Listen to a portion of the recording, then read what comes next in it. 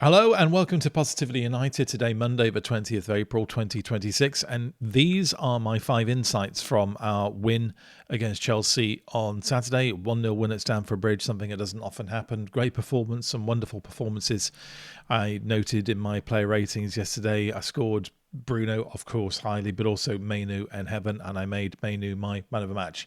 It was a fantastic performance by Mainu, and in fact, the first of my insights from the game on Saturday, is about Mainu and Bruno.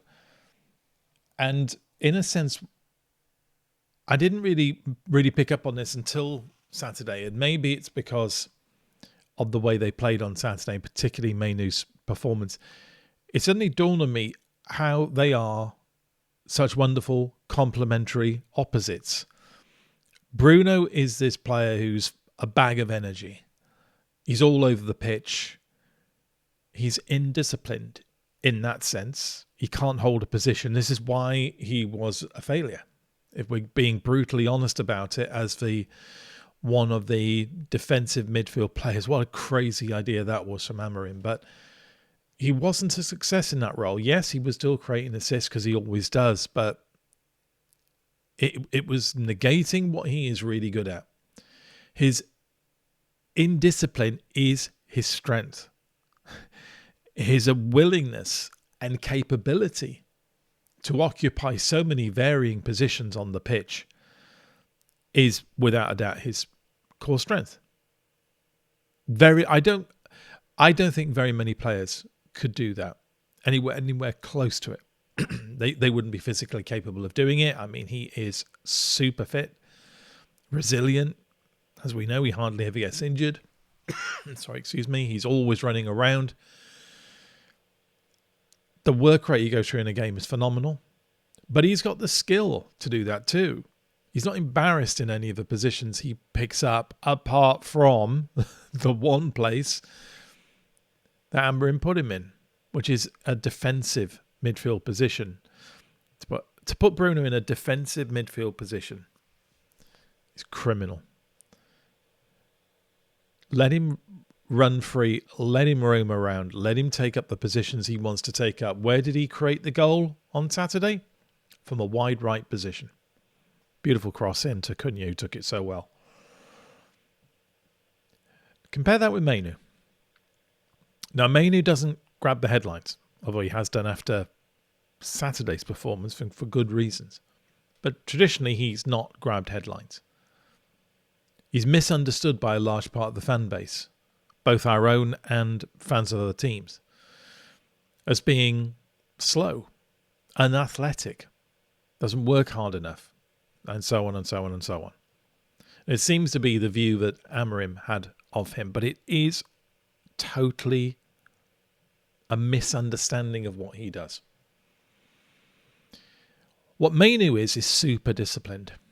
He's the total opposite of Bruno. Not a criticism of Bruno, but he's just the opposite of Bruno. Mainu is quite prepared to take up a position in centre midfield and use it to orchestrate the game, to determine its tempo, to slow the game down, where Bruno is always looking to speed the game up, sometimes into chaos. Mainu, I think his instinct is always to introduce order, a sense of control. He's the opposite of Bruno. Now, it doesn't mean one is good or one is bad. What we should notice is they're both needed. We need Bruno's infectious, energy-fueled indiscipline because it's actually really good. But we need, in order to complement that, in order to balance that out in the team, we need Mainu's coolness, composure, discipline. He is the kryptonite to chaos. We missed him on Monday and the game against Leeds. And the game was chaos. Saturday showed why he's so necessary. But you can't have a team of Mainus, but you can't have a team of Brunos. you need to complement them. And I thought they complemented each well brilliantly on Saturday. If those two can be around next season, just imagine a future, an alternative universe future for United, where Mainu would have left in January and Bruno would have left this summer because United weren't going anywhere under Amorim. Instead, we're looking into next season with Mainu and Bruno in our team playing as well as they did against Chelsea. What a prospect. Next, Aidan Heaven's progression needs to be a priority. Aidan Heaven is a talent in the making. I hope Aidan Heaven is part of our centre-back partnership for the next 10 years. He's got absolutely the talent and the skill and the mentality to be so. I thought it was a super impressive performance by him on Saturday against Chelsea.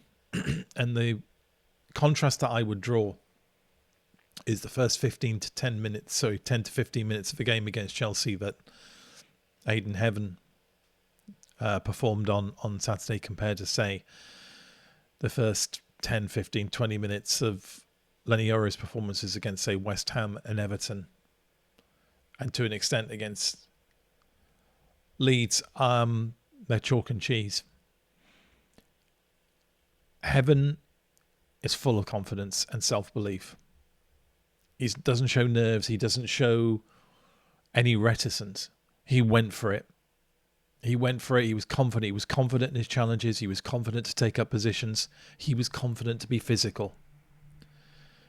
And, sailed close to win a couple of occasions, but that was just because he was imposing himself on the game. And that's what you need centre-backs to do. You need centre-backs to impose themselves on the game. And he does so. I think Aidan Heaven in the next season needs to be progressed into a first-choice centre-back. There's no need to super rush it. I mean, it doesn't have to be done between now and the end of this season. We can take next season to do it. But I think that's what the plan should be. Not a kind of like, in 2-3 years' time he will be our starting centre-back. I think he needs to be progressed into that role across next season. And I'll be quite blunt about this. I don't think we can rely on Martinez and De Ligt. All the rumours we hear about De Ligt are really bad rumours. That maybe we won't see him back. Now, whether that's an exaggeration or not, who knows? But he's not going to play before the end of this season. That's it.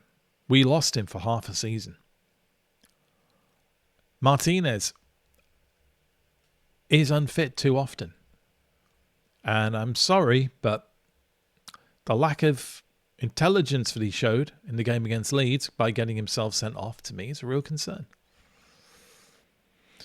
So, now we've got Maguire. We've got Maguire signed up for a season. That's it. 1 season, possibly 2. But let's say it's 1. We need to be bringing a young centre back into the first team. And right now, I think that needs to be Aidan Heaven. And then play him alongside whoever's available. Play him alongside De Ligt. Play him alongside Martinez. I think it's much more likely next season, actually, play him alongside Harry Maguire. Let Aidan Heaven learn from Harry Maguire for a season whilst Harry is still with us. I think he's a brilliant centre-back to learn from. I think that could be our partnership next season, Maguire and Heaven. I'd like to see that. I think next season it needs to be a priority to make that happen. Next, every squad needs a Mazraoui. Do you remember the days of Phil Neville? Phil could play right back, left back, midfield, wide left, wide right, and I'm sure if you'd asked him, he'd have played centre forward and in goal too. It's a dilemma for a player like Phil Neville because Phil, I don't think, ever reached the heights at United he really ought to have reached, and he ended up being sold to Everton, remember, because the utility man often gets misunderstood and underappreciated. But my goodness me, squads need them. Maybe it was a role that was more appreciated in the past when squads were 12 and you were only allowed one substitute. Many a team I remember in the 1970s and 80s had a substitute that looked like a utility player, somebody that could play in multiple roles. But Mazraoui hasn't been playing as well this season as he played last season, but his performance on Saturday was absolutely superb. And just think, Mazraoui is a player who can play right back, left back, centre back, midfield, or an advanced midfield position, either as wide right or pushing it wide left. I'm trying to remember the game where he actually ended up playing in the centre forward role. I can't quite remember it, but he did. There was one game where he definitely ended up as the most advanced player in the team. Must have been last season, but I can't quite remember the game it was, but it definitely happened. He's not our best player, but he is absolutely vital. Players like him are. In moments like we found ourselves in on Saturday, where we were without so many first-team players through injury or suspension, a player like Mazraoui is worth his weight in gold. I was surprised how well he played. When we consider the difficulties he's had this season, I thought he did absolutely magnificently well. We're talking about selling players this summer, and of course we should. I mean, one of the things that the game against Chelsea showed was selling players is often as important as buying players. Maybe not quite, but it's still very important. For example, selling Garnacho was a really, really good thing to do. It was a fantastic deal for Manchester United. We got rid of a troublemaker, someone who was causing problems in the squad, and we got £40 million for him.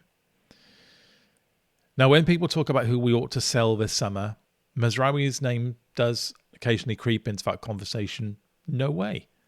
If Mazraoui is happy to stay around, we should keep him. He might not be a first teamer. I don't believe he is when other players are available.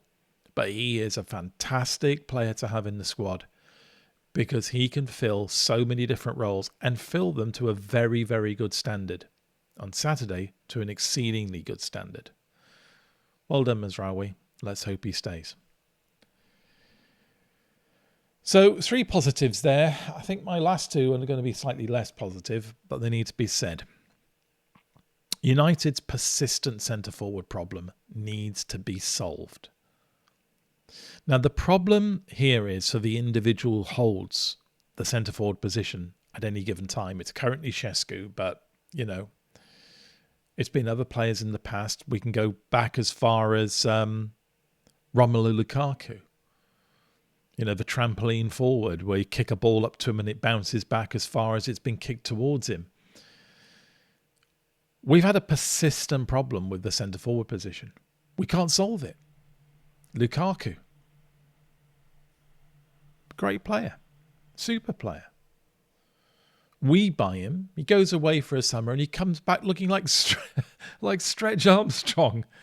The guy, what's happened to him? He's roided up. I mean, what did we do there? What did he do there?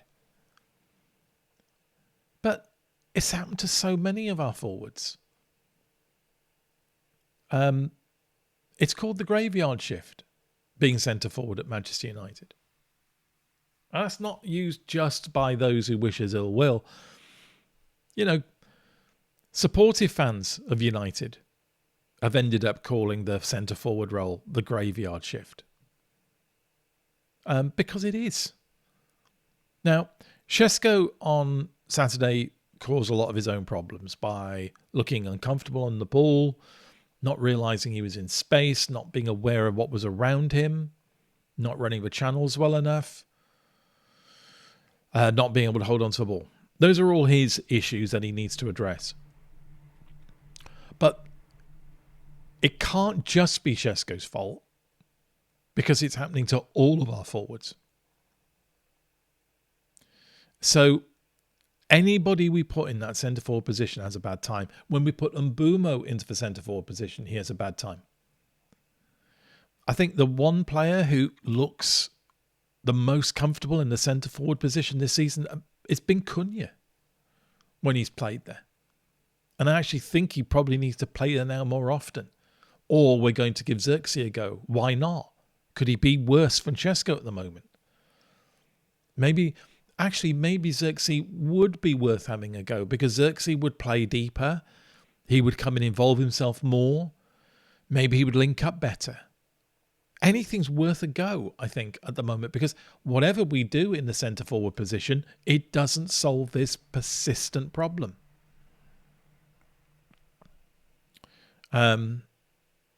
Yeah, we need to solve it. We absolutely need to solve this centre forward position, because it's going to be hard for us to push ourselves to where we next need to go. I think we'll probably finish third this season. Worst case, fourth. So next season, what's the goal? It's pushing ourselves into the top two, or to be like third, but in touch with the top two, which we're not at the moment. I think for next season, we should be seriously thinking about keeping pace with whoever wins the Premiership, to be challengers right up to the end. That's not going to be possible if we don't have a centre forward who can score. Genuinely believe that.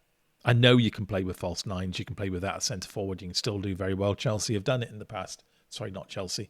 Man City have done that in the past.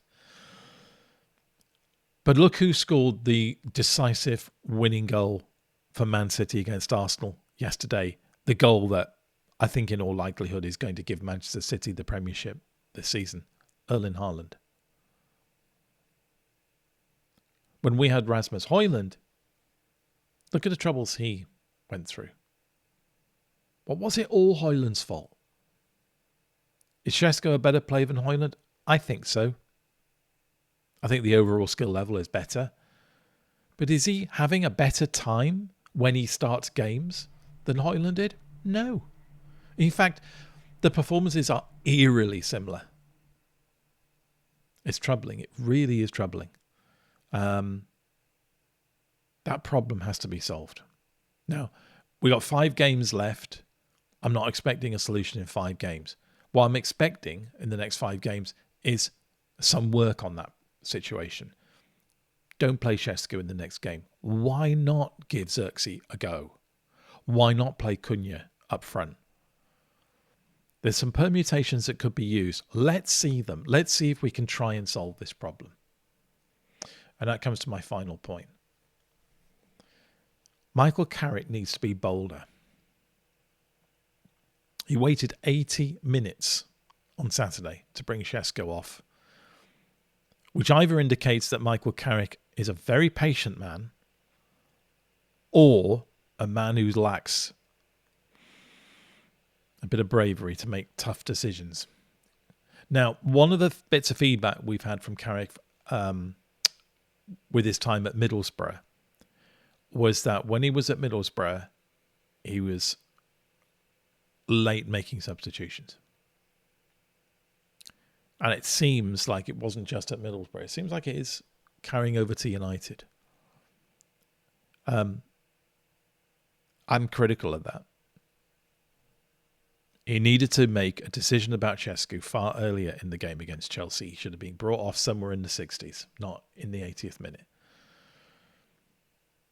And if you say, well, we haven't got any good quality on the bench to bring on instead of Šeško, well then bring, which he did eventually, bring Ahmad on and put Cunha up front. Or Mbeumo. I mean, he ended up bringing Cunha off. And Mbeumo in the end, I think. Did he? Yeah, but it was all too late. If it's not working, try and put it right. And try and put it right when it can make an impact. He needs to be bolder. He needs to be bolder in terms of team selection at the beginning of the game. And he needs to be bolder making substitutions during the game. It's my opinion, but I think he needs to be. Otherwise, Saturday was a triumph for Carrick.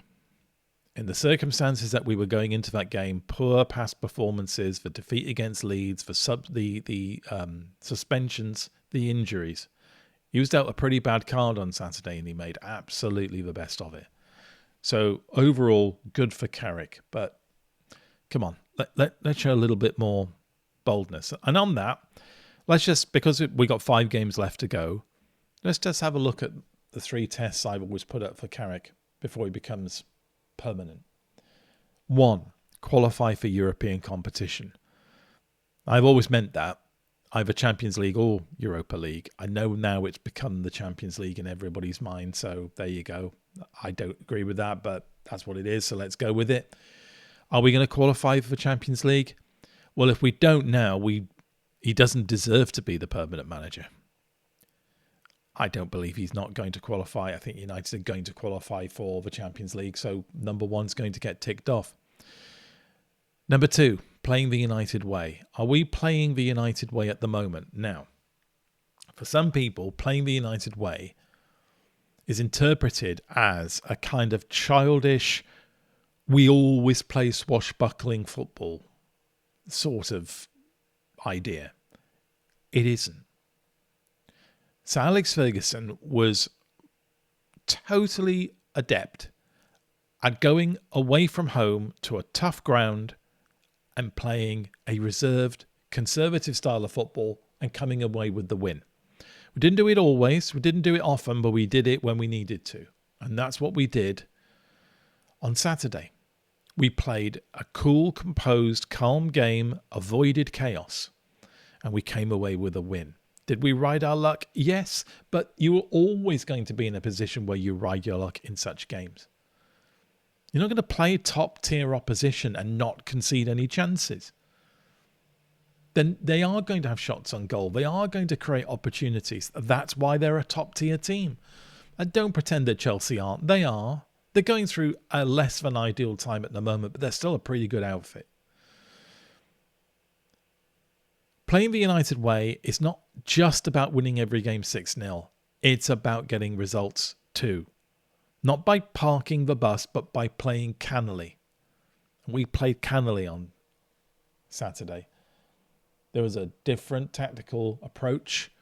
I've mentioned this in my player ratings and video.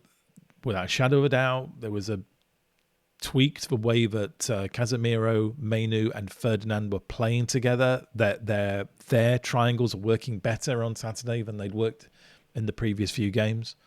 So there's a bit of tactical awareness there. The way that the defence played on Saturday seemed to me a little bit different, with the 2 centre-backs playing a little bit wider apart than normal. Still can't work out why that was going on, but was that because the triangle of Casemiro, Mainu and Ferdinand were in front of them? But that was definitely something that had been decided upon and happened. So is Carrick got United playing the United way at the moment? Sort of. I think the next 5 games would push me over the edge to say a definite yes, but at the moment it's a kind of qualified yes. Number 3 is not an issue until number 1 and number 2 are passed. But at the moment, number 1, yeah, that's going to happen. Number 2, almost there. Show us a little bit more in the final 5 games, Michael. Number 3, we'll address that when it becomes an issue.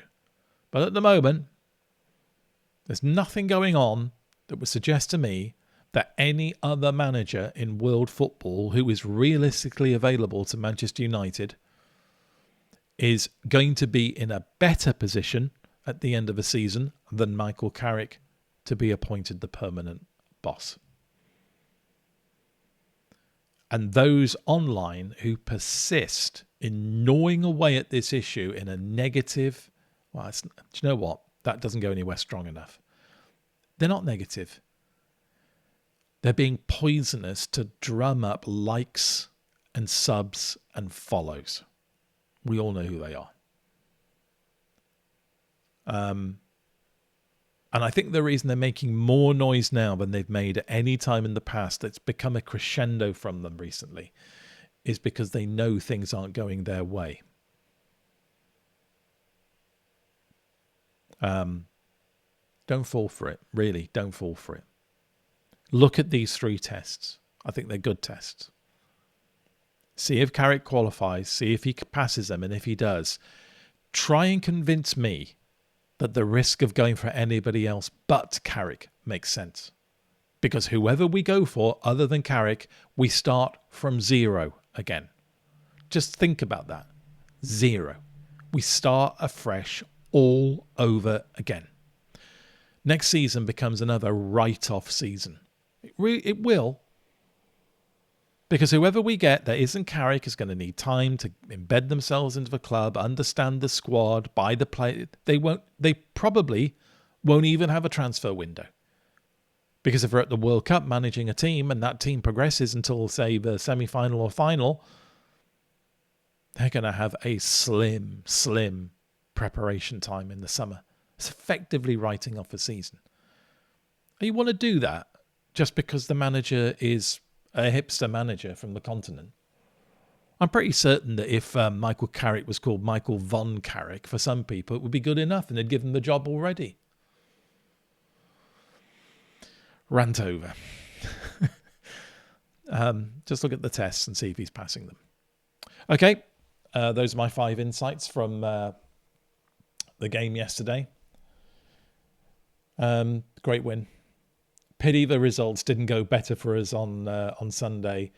For a moment or two, Villa were drawing at home. Liverpool were drawing at Everton. In the space of a few minutes, they both pushed themselves over the line and won, both in deep into added on time. So went a little bit skew for us yesterday. But the really important metric is us being 10 points ahead of Chelsea. That's the thing that really matters.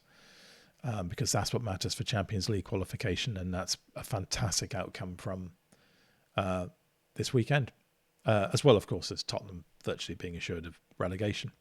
Anyway, if you like this video, please hit the like button. If you like what I do on this channel, please subscribe. If you think someone else who you know who supports United would like to see the channel too, let them know about it and encourage them to subscribe.